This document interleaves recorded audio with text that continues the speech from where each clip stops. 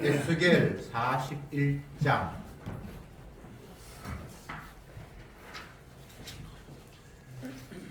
1절부터 보고 건너뛰고 막 보겠습니다. 1절에 41장 1절에 그가 나를 데리고 성소에 이르러 그 문벽을 청량하니 이편 두께도 6척이요 저편 두께도 6척이라 두께가 이와 같으며 그 문통의 방이 10척이요 문통이 편의 방이 5척이요 저편의 방이 5척이며 그가 성소를 청량하니 그 방이 40척이요 그 방이 20척이며 그가 안으로 들어가서 내전 문통의 벽을 청량하니 두께가 2척이요 문통이 6척이요 문통의 벽이 광이 각기 7척이며 그가 내전을 청량하니 장이 20척이요 방이 20척이라 그가 내게 이르되 이는 지성소라 하고 건너뛰어서 23절 읽겠습니다.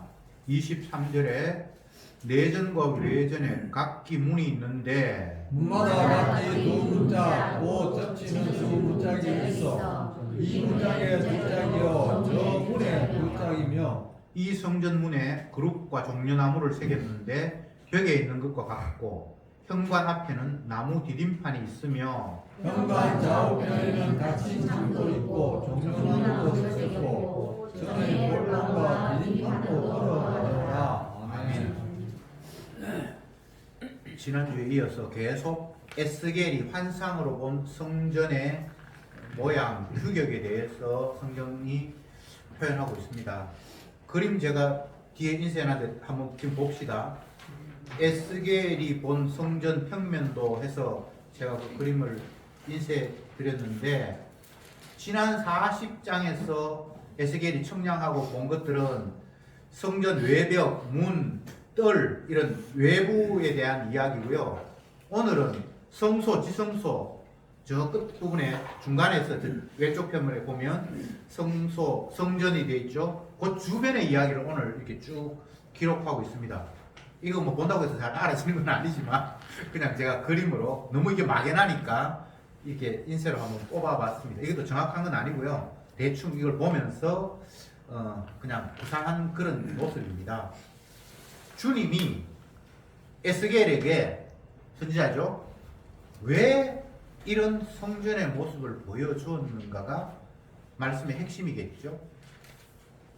에스겔이 본 성전 이전에 이미 성전은 있었습니다. 맨 처음 성전이라고 하면 하나님께서 모세를 시켜서 이동할 때 거기는 온전한 건물이 아니고 텐트처럼 이동식 건물을 하나님께서 짓게 하셨습니다. 그리고 이스라엘이 땅에 정착하고 난 이후에는 솔로몬을 통해서 고정된 건물을 짓게 하셨습니다. 그런데 이스라엘이 멸망하면서 이스라엘을 침략했던 바벨론이 성전 다 부셔버렸어요. 그리고 이스라엘에 살고 있는 사람들을 다 뭐 죽이든지 아니면 바벨론으로 포로로 끌려가 버렸어요. 이스라엘은 이스라엘 사람들이 거의 없어요. 병든 자, 뭐 몇 명, 거지 같은 그런 몇 명 사람들만 그냥 두고 다들 끌고 가버렸어요.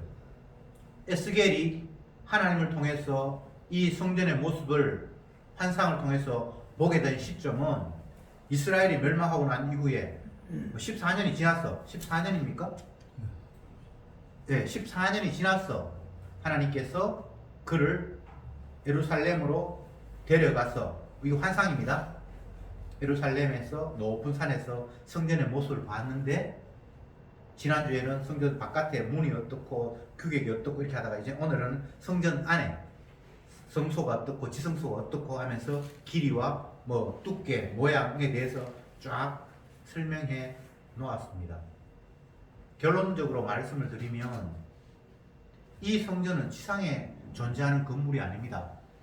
그냥 하나님이 환상으로 보여준 성전입니다. 그러면 왜 하나님께서 환상을 통해서 이 성전을 보여주셨을까? 이스라엘은 성전과 뗄래야 뗄 수 없는 관계성 속에 놓여 있습니다. 그게 무슨 말인가? 하나님은 세상에 수많은 나라가 있고 수많은 사람이 있지만 그 모든 사람과 다 상대하면서 뭔가를 말씀하신 것이 아니라 이스라엘이라는 특정한 나라를 지정하시고 그들을 통해서 하나님이 어떤 분인가를 구체적으로 보여주시는 대상으로 그들을 선택했습니다. 그래서 그들에게 내가 너희들과 함께 하겠다라는 약속을 하면서 내가 너희와 함께 하는 모습은 내가 말한 건물을, 거룩한 건물을 너희들이 지어서 그곳에서 제사 드리고 예배 드릴 때에 그 예배와 제사를 통해서 내가 너와 함께 하겠다는 것을 너희들에게 가시적으로 보여주겠다라고 말씀하셨습니다. 그래서 이스라엘에게서 성전은 하나님이 우리와 동행하고 있다, 주님이 이곳에 계신다라는 그런 상징적인 의미로 성전을 주님께서 지으라고 하셨습니다. 성전 없으면 하나님이 없는 거예요. 이스라엘 백성들에게는 성전이 있으면 하나님이 우리와 함께 계시는구나 라는 이런 신호예요. 이건 이스라엘 백성들이 마음대로 지어내서 그렇게 한 게 아니고 하나님께서 그렇게 말씀을 하셨어요. 그래서 맨 처음 성막을 지을 때도 하나님이 규격, 모양, 제도, 크기, 재료 이런 것들을 하나님이 상세하게 일러주셔서 그것에 따라서 모세를 필두로 그 일에 종사하셔서 지었습니다. 솔로몬 성전도 마찬가지죠. 그런데 에스겔이 환상을 통해서 무너진 성전의 그 자리에 하나님께서 사람의 손으로 짓지 않은 하나님께서 마련한 성소의 모습을 보게 하셨습니다. 이건 어떤 의미일까요? 이스라엘 백성들은 하나님이 함께 하겠다고 말씀하셨던 그 성전이 무너졌을 때, 그리고 그 땅에서 쫓겨나서 남의 나라에 끌려왔을 때, 그 남의 나라에는 성전도 없고 이스라엘도 아니잖아요. 하나님 약속한 땅도 아니잖아요. 그러면 이스라엘 백성들에게는 어떤 상황이죠? 이제 하나님과 우리와는 별개가 되었구나. 하나님이 우리와 이제 함께 할 수 없구나. 그런 결론이 날 수밖에 없는 그 상황 속에서 하나님이 인자라고 칭하는 에스겔을 환상 속에 자기 나라의 고국에 가게 하셔서 원래 없는 건물, 아무것도 원래 부서져서 없는데 거기서 하나님께서 지어서 환상 속에 보게 하셨다 이 말입니다. 이 의미를 우리가 찾아야 되겠죠. 원래 이 땅에 건축물로 세워진 성전은 임시적인 것이었고 그림자였고, 그래서 때가 되면 그 그림자는 철폐될 수밖에 없는 것이었습니다. 그래서 성전이 이 땅에 세워졌고 그 세워진 성전이 부서지는 것에 대해서 의미를 두면 안 돼요. 원래 임시적인 거기 때문에 때가 되어서 그건 사라져 버릴 것들입니다. 그러면 성전만 임시적인 것인가? 아니에요. 우리가 이 땅에서 눈으로 확인하고 보고 느끼는 모든 피조물들은 다 임시적인 거예요. 저와 여러분, 영원한 겁니까? 임시적인 겁니까? 임시적인 거예요. 이 건물 지금 날아가지고 비 새고 뭐 난리 나는데 이거 영원한 겁니까? 임시적인 겁니까? 임시적인 거예요. 그러면 뭐 산, 들, 바다, 강, 나라, 제도, 관계, 우리가 보고 느끼는 이 피조 세계에 있는 모든 것들은 다 임시인 거예요. 그래서 임시이다라는 말은 때가 되면 사라진다는 말이거든요. 사라지는 것에 대해서 아쉬워하거나 애통해할 일이 없어요. 원래 그 사라지게 돼 있어요. 누가 돌아가셨다, 사라지게 돼 있다니까. 그건 당연한 거예요. 그건 이상한 게 아니에요. 아니 젊어서 죽었는데, 아니 젊고 늙고 그게 문제가 아니에요. 하나님 때가 되어서 그냥 데리고 간 거예요. 근데 우리는 그런 하나님의 질서, 주님의 약속에 대해서 뭔가 자꾸 불만이 불쑥불쑥 올라와요. 그 사람은 아직 살만한데 왜 죽였습니까? 네가 생각하면 살만하나? 하나님이 때가 됐다는 거예요. 할 일 다 했다는 거예요. 아니 그 멀쩡한 건물을 왜 미사일 쏴가 부숩니까? 그 때가 되었어요. 부서질 때가 되었어요. 아니 트럼프가 미친 짓 안 하면 안 부서졌을 텐데 트럼프가 미친 짓 하는 것도 주님께서 시키신 거예요. 제가 지금 어거지를 쓰는 게 아니고 하나님께서 말씀하신 것들을 제가 이야기하고 있는 거예요. 다시 말씀드립니다. 이 땅에 있는 피조물, 하나님께서 만들어서 지으셔서 보이는 모든 이 세계는 다 임시인 겁니다.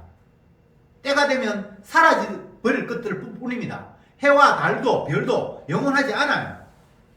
우리는 내가 어릴 때 달이 뭐 지금도 여전히 한 것 같은데 좀 똑똑하고 뭐 우주를 연구하고 달을 연구하는 사람은 뭐 태양도 빛을 점점 더 잃어가고 뭐 별들도 충돌해서 무너지고 그런 이야기를 하잖아요.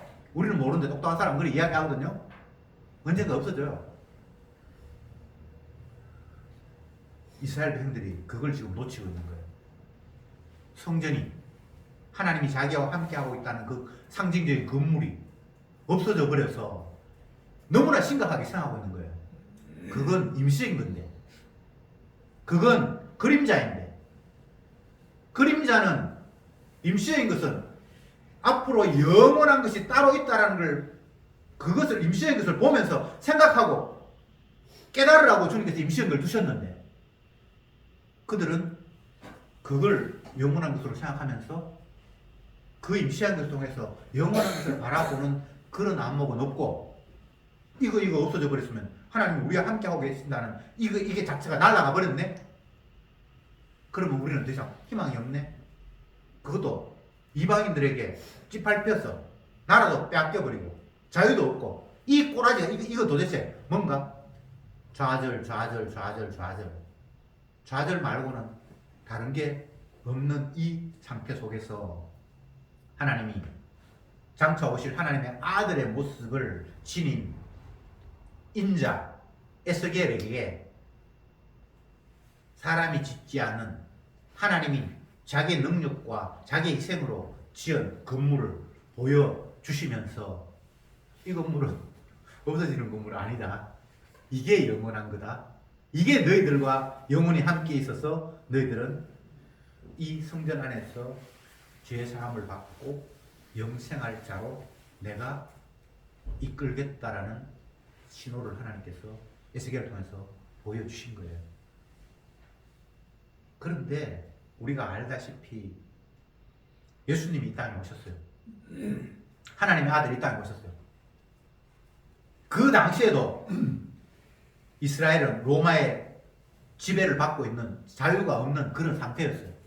지금 에스겔이 지금 바벨론의 포로 잡혀 있는 상태하고 마찬가지로 그 당시에는 뭐 포로에서는 돌아왔지만 자기 주권이 없는 그런 상태였어요.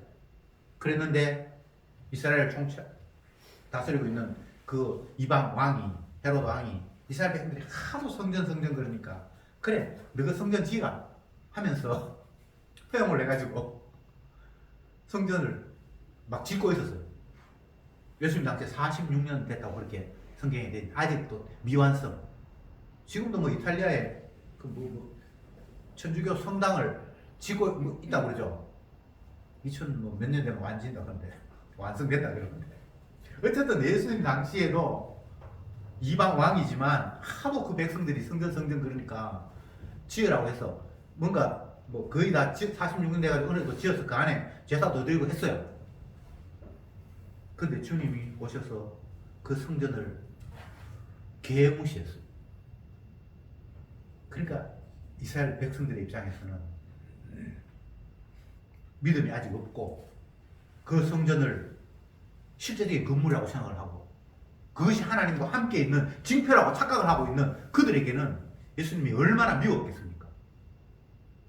그래서 예수님 잡아 죽인 거예요. 근데 예수님 뭐라고 이야기합니까?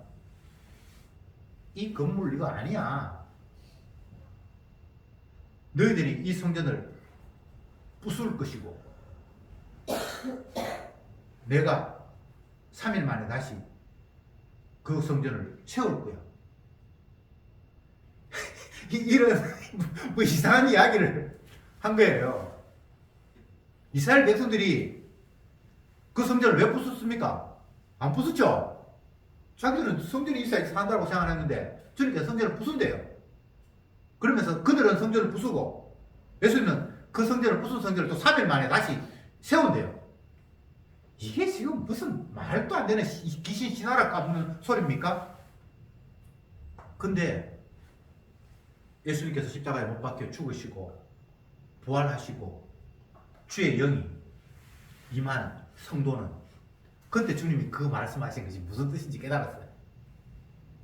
너희가 이 성전을 헐 것이다 라는 말은 성전 되시는 예수님을 백성들이 죽일 것이라는 이야기고, 백성들은 예수님을 잡아 죽였는데 주님께서 다시 3일 만에 살아나셔서 성전을 다시 세우는, 근데 그 성전은 예수님의 몸이라고 말씀하신 거예요.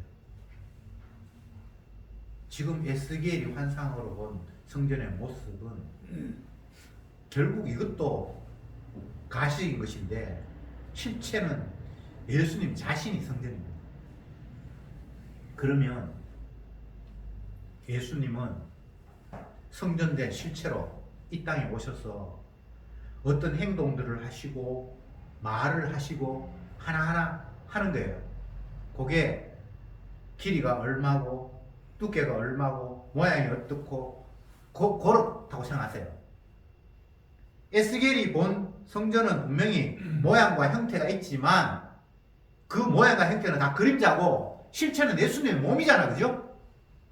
예수님은 키가 얼마고 이런 겉으로 드러나는 그 모양이 어떻고 코가 어떻고 그런 이야기가 아니고 예수님의 행동, 말 하나하나가 길이고 모양이고 두께고 그렇게 이해하라고. 예수님이 이 땅에 오셔서 하신 말씀들을 한번 기억해 보십시오. 인간들은 계속해서 건축물, 그림자에 집착하고 있습니다. 믿음이 없으니까. 그 건물. 왜? 주님께서 건물을 지라고 옛날에 이야기했으니까. 근데 그것은 어디까지나 그림자인데 그것을 통해서 실체로 옮겨가야 되는데 실체로는 옮겨가지 못하고 계속 그림자에 머물러 있습니다. 그런 그들을 향해서 예수님께서 희한한 말씀을 계속해서 던집니다. 희한한 말씀이 아닌데 그림자를 계속 붙들고 있으니까, 그걸 실체라고 착각하고 있으니까 예수님의 이야기가 희한하게 들리는 거예요. 건물에서, 성전이라는 건물에서 주님이 시키시는 방법대로 때가 되고 절기가 되어서 양을 드리고 소를 드리고 그 피가 뿌려짐으로 말미암아 그들이 죄 용서함을 받고, 이게 다 그림자거든요. 그런데 그들은 그림자로 생각하지 못했으니까 계속 그걸 붙들고 있어요. 예수님이 이 땅에 오셔서 제일 처음 하신 일이 뭡니까? 물론 뭐 처음 하신 일이라고 할 수는 없지만 가장 많이 하신 일 가운데 하나가 안식일을 어기는 것. 안식일을 노동하면 안 돼요. 근데 예수님은 안식일을 고의적으로 어기는 거예요. 안식일이 그림자예요. 예수님이 안식일을 어기면서 하시는 말씀이, 당신은 하나님의 아들이라고 하면서 하나님 말씀하신 기본적인 거, 안식일을 왜 안 지키냐? 예수님이 뭐라고 이야기합니까? 내가 안식일인데. 성전도 자기 자신이라고 그러고 안식일도 자기 자신이라고 그러고 유월절 어린 양도 자기 자신이라고 그러고, 이게 도대체 그림자와 실체를 구분하지 못하는 사람들에게는 이게 말이 안 돼도 너무너무 어거지 이야기예요. 근데 그 그림자가 그림자였고 그 그림자가 지향하는 실체가 예수님이라는 것을 깨닫게 된 자에게는 무슨 말인지 이해가 돼요. 성전에서 제사 드려서 죄를 사하는 것이 아니라 죄 없으신 하나님 아버지 앞에 자기 몸을 죽임으로 말미암아 이게 진정한 제사가 되었고, 그 자기 몸이 죽음으로 말미암아 주님께서 자기 백성의 죄를 사하는 제사가 온전히 성립이 되었구나 라는 이 놀라운 사태, 이게 복음이 하고 싶은 이야기예요. 에스겔은 이 이야기 속에 하나님이 이런 식으로 일하시는구나를 깨닫죠.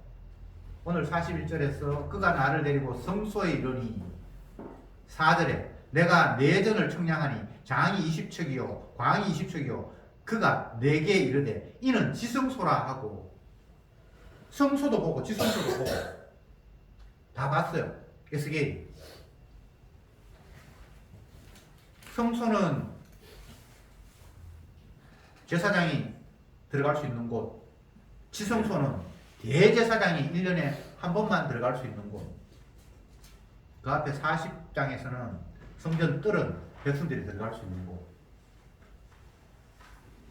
성전이라는 어떤 특정한 공간, 건물을 세워놓고 이방인들은 성전 안에 아예 들어가지도 못하고 이스라엘 백성은 성전 안에 뜰까지는 들어가요.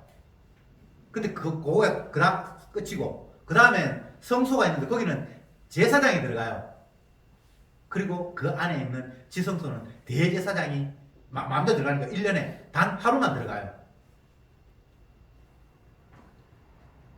이런 모습 속에 하나님이 담아 놓으신 내용은 무엇인가 하면, 하나님이 함께 계시는 곳, 하나님이 계시는 곳에는 인간이 함부로 접근할 수 없는 치유의 법권 같은 그런 공간이라는 사실을 주님은 자기 백성에게 일러주신 거예요.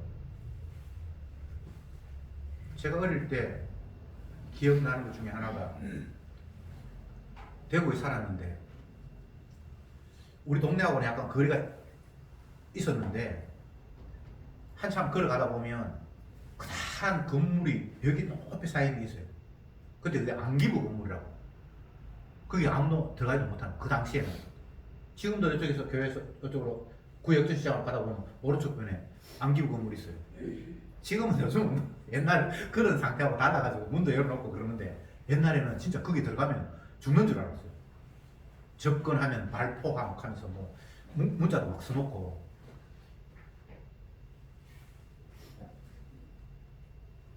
이 땅에 살아가는 사람들 중에도 누구는 어디에 들어가는데 누구는 못 들어간다라는 그런 구역된 공간이 있어요. 청와대 함부로 못 들어가잖아요. 근데 성전, 하나님이 임재하신다고 하는 성전, 이거 함부로 들락거릴 수 있겠습니까? 그러면 안 되죠. 그래서 주님은 철저히 제한하시고 그 제한에 또 등급이 다 있어요. 이방인은 아예 못 들어가, 일반 백성은 뜰까지, 그 다음에 성소, 제사장, 그 다음에 대제사장.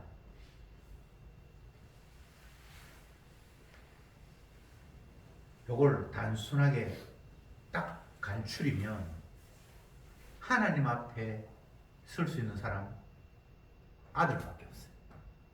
요렇게 이해하세요. 우리가 하나님 앞에 나아간다고요? 하나님은 더러운 사람하고 상대할 수 없습니다. 죄인이 하나님 앞에 나아가면 그 자리에서 그냥 죽어요. 모세가 하나님 만나러 했을 때 그런 장면 보이시잖아요. 모세는 그 당시에 예수님의 역할처럼 하나님의 아들의 어떤 위상으로 하나님을 만나러 가는 그런 것을 이해하십시오. 시내산에 불이 붙어서, 오늘날 우리의 과학적으로 이해하면 막 유황불이 막 솟아올라서, 여러분 그런 장면 보잖아요. 어느 지역에 화라산이 막 번지고 그런 모습을 띄었어요. 모세 하나님의 시내산 올라갈 때 백성은 시내산 주변에 얼지도 하지 말라고 이야기했어요. 근데 모세는 그것을 통과해서 불 붙는 시내산에 하나님 앞에 올라가서 대면하고 있어요. 이건 어떤 의미죠? 인간이 함부로 접근할 수 없다라는 거예요. 이 성전에 있는 그림자, 형태, 주님께서 말씀하신 규칙들이 이게 다 모양인데, 그게 뭡니까 이거? 그림자인데 이 실체를 바라보면 거룩하신 하나님 앞에 나아갈 수 있는 자는 없어요. 오로지 하나님의 아들 죄없으신 예수님만 아버지 앞에 나아갈 수 있어요. 그래서 하나님이 받으시는 제사는 흠없는 어린 양이라고 했을 때 그 죄 없으신 예수님만이 하나님이 기뻐 받으실 유일한 제사라는 것이 이미 확정이 된 상태예요. 그래서 예수님은 이 땅에 오셔서 자기 자신이 제물이 되어서 아버지 앞에 제사를 드렸는데 이것이 유일한 제사고 그 제사가 드려지는 곳이 성전이고 이제 더 이상 장소도 제사 방법도 안식일도 뭐도 제사장도 아무것도 이제는 없어요. 왜? 실체가 드러났기 때문에 가상의 임시적인 것들은 더 이상 있을 필요가 없지요. 어리석은 인간들은 예배당 지어놓고 교회 지어놓고 그게 성전이라고 얘기해요. 예수님이 성전인데 그 예배당은 돈으로 팔고 사고 그런 공간이잖아요. 원래 성전은 팔고 사는 게 아닌데 이 땅에 있는 성전은 성전이 아니지만 그런데 자꾸 성전에 우겨. 거룩한 공간이래. 제가 중고등학교 다닐 때도 지금은 그 정도는 아닙니다만 목사님 올라가서 설교하는 강대산이라고 그랬어요.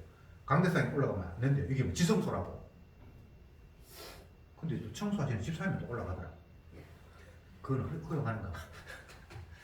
하여튼 말도 안 되는 논리를 가지고 어거지로 이 땅에 있는 그림자를 성전이라고 이야기를 하고 목사를 제사장이라고 이야기하고 지금 이제 그런 게 없습니다. 다 예수님이 이 땅에 십자가에 못 박혀 죽음으로 말미암아 모든 그림자가 이제 끝나버렸어요. 그래서 우리는 제사도 안 드리고요, 안식일도 안 지키고요, 11조도 안 하고요, 아무것도 안 해요. 그냥 십자가에 피 흘리신 그분을 바라보는 것 말고는 아무것도 없어요.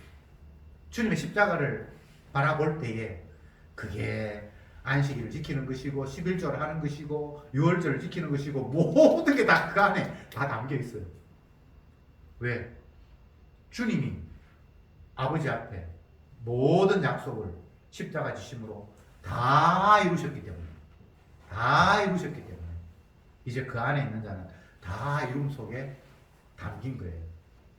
그 다 이루신 분이 받는 복 안에 참여한 거예요. 이 세상은 주님의 주되심을 드러내는 세상입니다. 그래서 그 무엇 하나 주님의 십자가와 무관한 어떤 일이 벌어지는 것은 없어요. 오로지 주님의 십자가를 지금도 찬양하도록 주님께서 조정하고 계십니다. 그런데 인간들이 이 지상의 모든 일어나는 일을 보면서 주님의 십자가가 보이지는 않아요. 그냥 사태만 보이는 거죠. 건물만 보이고 사람만 보이고 환경만 보이고. 근데 그렇지 않거든요. 노아 홍수 시대 이후 이미 물로 모든 인간들을 심판하시고 난 이후 산 인간들은 정결한 짐승의 희생 때문에 살려진 사람 말고는 없습니다. 노아와 그 식구 8명은 이미 정결한 짐승의 희생을 통해서 저주에서 살아난 자들입니다. 나머지는 그냥 그거 다 저주받았어요. 그러니까 노아 이후에 살아난 저와 여러분들 정결한 짐승의 희생 때문에 지금 살아있는 거예요.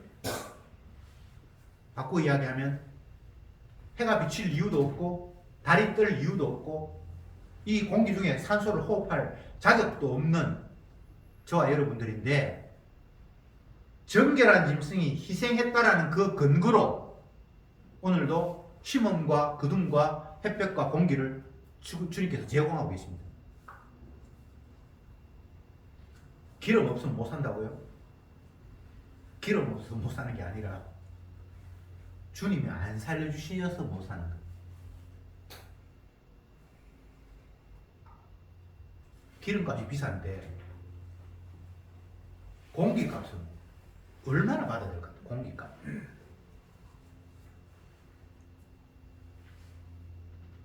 태양에 빛을 비추는데 이 빛값을 하나님이 얼마나 받아야 될 것 같아요? 근데 우리는 그런 생각 안 하죠.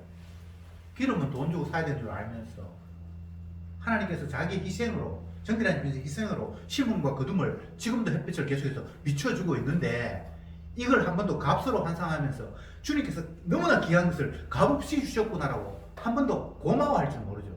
기름값 왜 이렇게 비싸노? 이 소리만 할 줄 알죠.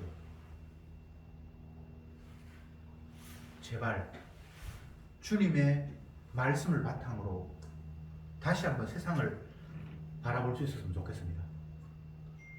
인간들이 이야기하는 세상 말고 주님이 말씀하시는 세상 다시 한번 제대로 말씀을 근거로 해서 바라볼 수 있으면 좋겠습니다.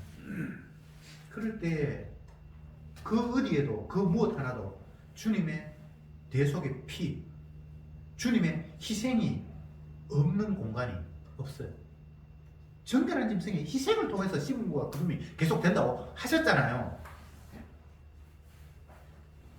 그 아들에게 하나님의 말씀을 온전히 다 이루시면서 십자가를 통해서 내가 이제 아버지께서 약속하신 거 다 이루었다. 100% 주님의 약속을 다 이루신 자에게 율법의 약속대로 복이 쏟아지는데 그 주님 안에 있는 우리가 또 이 땅에서 살아가고 있는 수많은 사람들이 그 은혜의 혜택을 지금도 잊고 있는 거예요. 누구도 그 혜택에 제외된 사람이 없어요. 근데 아무도 그게 정결한 짐승의 희생 때문에 내가 혜택을 누리고 있다는 사실을 모르고 있어요. 그러니까 결국은 하나님 앞에 심판받아서 영원한 형벌을 받을 수밖에 없는 그런 세상의 처지입니다. 성전 이야기 다시 해봅시다. 지금 이스라엘 백성들은 하나님이 세우라고 말씀하신 그 성전이 이미 부서져서 없어서 좌절 가운데 있습니다. 그런데 하나님께서 에스겔 선지자를 통해서 예루살렘 성에 갔는데 성전이 멀쩡하게 지금 서 있는 모습을 봅니다. 그런데 이 성전은 실제 성전이 아니라 환상을 통해서 본 성전입니다. 그런데 주님께서 그 성전이 이제는 더 이상 부서지지 않고 영원할 것이라고 말씀을 하십니다. 이게 주님의 약속이고 죄인들에게 유일한 기쁜 소식입니다. 주님이 계시면 됐어요. 주님이 이미 아버지 약속을 이루기 위해서 십자가 지셨으면 이제 다 끝났어요. 더 이상 율법을 이룰 뭐가 없어요. 안식일도 완성하셨고 성전도 완성하셨고 제사도 온전히 하나님께 드렸고 율법도 다 지켰고 그냥 아들이 아버지 앞에 온전하게 순종함으로 말미암아 그 약속에 따라서 복만 쏟아지는 그런 구도 속에 놓여 있습니다. 예수 안에 있는 자에게. 예수 안 알고 바깥은 아무 상관이 없고 성도는 예수 안에 있는 자이잖아요. 더 이상 벌받고 심판받고 이런 게 없습니다.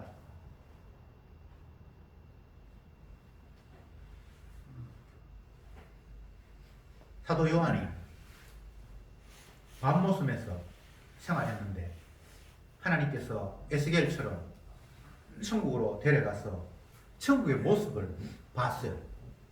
그래서 요한계시록에 기록해놨어요. 천국에 갔는데 이런 모양이더라고요. 그 가운데 성경 구절 한번 보겠습니다. 요한계시록 21장 22절을 보겠습니다. 22절 같이 읽어봅시다. 시작. 성 안에 성전을 내가 보지 못하였으니 이는 주 하나님 곧 전능하신 이와 및 어린 양이 그 성전이 계심이라. 여기 지금 굉장히 중요한 이야기인데 에스겔이 이 사도 요한이 주님 앞에 들려 올라가서 주님이 계시는 천국을 봤는데 그 성 안에 성전을 내가 보지 못하였다고 하면서 주 하나님 곧 전능하신 이와 및 어린 양이 그 성전이 되심이라. 이렇게 돼 있죠. 예수님이 성전이래요. 하나님의 몸이 성전이래요. 성전이 되잖아. 필요가 없어요.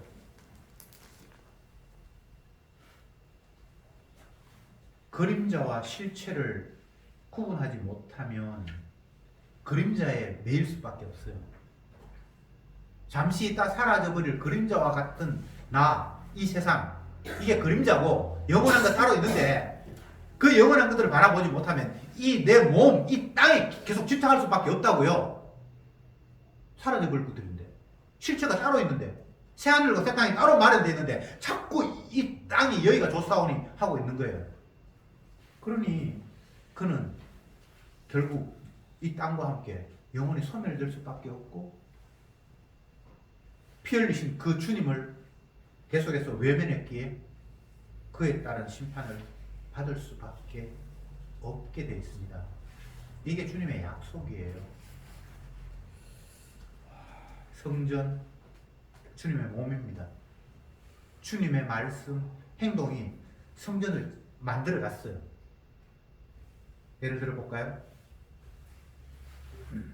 사람들은 성전을 내가 복받는 조건, 내가 제사를 드려서 하나님 앞에 내 죄를 사함받고 하나님 앞에 복받을 수 있는 그런 어떤 환경이라고 생각을 했어요. 그런데 예수님은 자기 몸이 성전이래요. 그래서 뭔가 액션을 취하고 말을 해요. 근데 사람들은 예수님 앞에 뭘 요구합니까? 당신 진짜 성전이라면 우리의 아쉬운 점을 들어줄 수 있냐? 뭐 예를 들면 어떤 사람이 예수님 아버지가 돌아가셨는데요 형이 아버지 재산 자기가 홀랑 다 먹어버렸어요. 동생이 나한테는 지분이 조금은 있는데 주님 이 불합리한 일을 주님 좀 해결해 주세요. 예수님이 성전이라고 하니까 내 필요를 그 앞에 요청한 거예요. 또 어떤 사람, 유대인들, 이 사람이 진짜 주님의 아들이 맞나? 우리에게 복 줄 사람이 맞나? 그러면서 테스트를 합니다. 가늠한 여자를 데리고 와서 분명히 모세 율법에는 가늠하면 돌로 쳐 죽이라 했는데 당신은 어떻게 하래? 계속해서 자기 문제를 내가 이게 맞나 아닌가를 예수님 통해서 확인하고 싶은 거예요.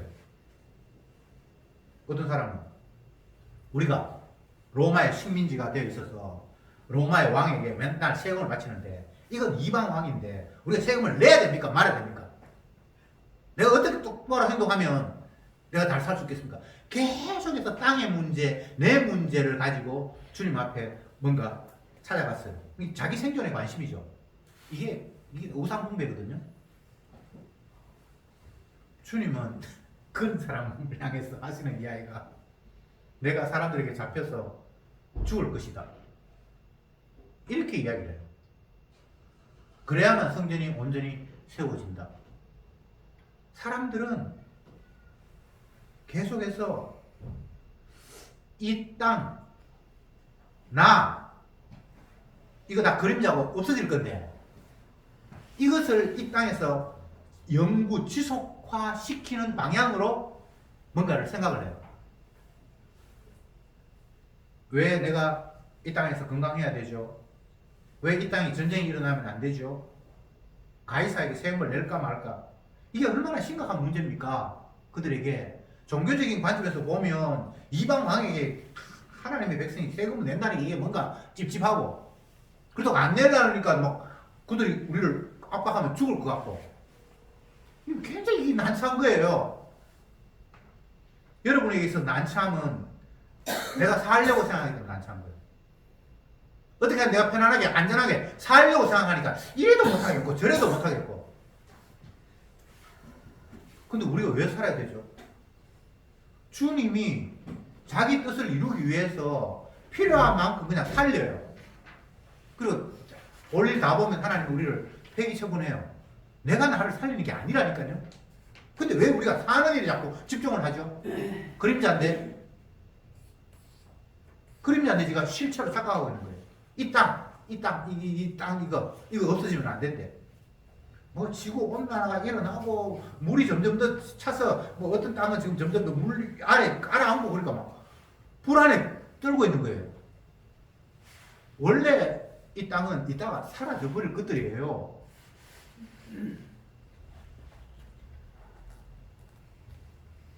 실체를 바라보게 하시려고 임시인 것들, 그림자를 두셨습니다.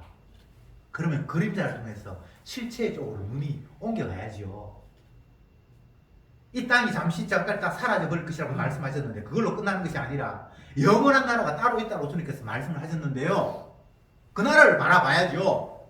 사라져가면서 영원한 몸, 주님의 몸, 거기에 편입된 주님의 성도 따로 있다라고 주님께서 말씀을 하셨는데 그걸 생각하지 않고 자꾸 사라져버릴 임시적인 나 집중을 하고 관심을 기울이니까 하나님 말씀이 하나도 이해가 안 되는 거예요. 사라져버릴 것들을 사라지게 하실 때 저들은 그냥 아멘, 주님 말씀대로 안개 맞네요, 그냥 그렇게 가볍게 넘길 수 없나요? 계속해서 주님이 이 세상 속에서 하나님의 말씀이 틀림없음을 확인시키고 또 확인시키면서 우리를 이곳에 두셨잖아요. 죽었더라.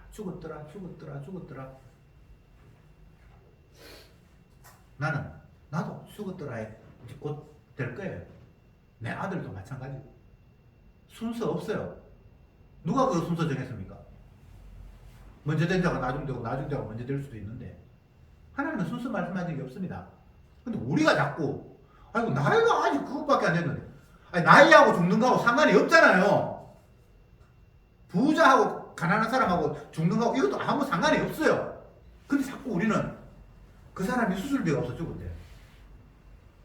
이런 하나님을 모독하는 말이 있습니까? 수술비가 없어 죽은 게 아니에요. 아이고 그 생명 아깝다. 아까운 생명 없어요.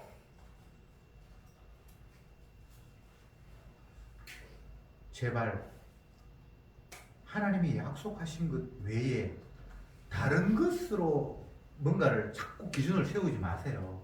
그건 기준 아닙니다. 성전은, 사람이 세운 성전은 부서지게 되어 있습니다. 근데 하나님이 세운 성전은 이거는 안 부서지는 거거든요. 주님이 규격을 이야기하시고 모양을 이야기하시고 이거는 사람의 이 지혜로 되는 게 아닙니다. 이게 사실은 겉으로는 모양과 형태가 있지만 결과적으로 이것도 그림자예요. 주님의 말씀, 주님의 행하심, 그것이 유일한 성전입니다. 주님 말 한마디, 발걸음 하나가 다 성전을 이루는 일이에요. 어디를 가고 누구와 만나고 무슨 말씀을 하고 그게 길이가 얼마고 높이가 얼마라고 그렇게 이해하십시오. 왜? 아버지의 뜻에 따라 완벽한 성전을 이루시는 분이 예수님 외에는 없기 때문에. 그리고 예수님은 십자가에 돌아가심으로 완전히 제사의 제도를 완성하셨습니다. 이제 더 이상 건물이고 뭐고 제도고 뭐 율법이고 다 의미가 없어져 버렸습니다. 이미 완성하셨습니다. 완성한 자에게 주어진 것은 주님의 사랑, 복만 쏟아집니다. 예수 안에 있는 자에게는 정죄함이 없고 아들의 유업을 그 안에 있는 성도들은 같이 누리게 됩니다. 이게 주님의 약속입니다. 여러분들은 이건희보다 더 부자고요. 이건희 아니라 이재용보다 더 부자고요. 빌 게이츠보다 더 부자예요. 왜? 하나님의 아들이 받는 상급을 같이 누리는 자가 되었기 때문입니다. 이게 제가 그때게 여러분에게 공수표 날리는 게 아니고 이게 하나님의 약속이잖아요. 뭐 이 땅에 있는 것 그거 모자란다고 잠시 있다 사라져버릴 그것들 부족하다고 쩔쩔매고 눈물 흘리고 도대체 이게 뭐 하는 짓입니까? 모든 것을 다 받은 우리가 그냥 안개로 돌려보내고 나그네를 나그네로 인정하고 그림자를 그림자로 돌려보내면서 이미 실체가 예수 안에 있어. 너희 생명이 하나님 앞에 감추어져 있어. 그 약속 앞에서 찬송만, 감사만 터져나오는 저와 여러분이 되었으면 좋겠습니다. 기도합시다. 주님, 감사합니다. 우리를 그림자로 깨닫게 하시니 감사합니다. 내가 사는 이 세상이 잠시 있다 사라져버릴 때라는 것을 깨닫게 하시니 감사합니다. 사라질 것을 통해서 영원한 것이 따로 있다는 것을 우리에게 일러주시니 또한 감사합니다. 그 영원한 것들을 말씀으로 믿으면서 그 일은 오로지 주님이 대속의 피를 흘림으로 말미암아 마련하신 이루신 주님의 사랑임을 날마다 삶 속에서 깨달으면서 그 사랑만 자랑하며 기뻐하며 사는 저들이 되게 하옵소서. 예수님의 이름으로 기도드리옵나이다. 아멘.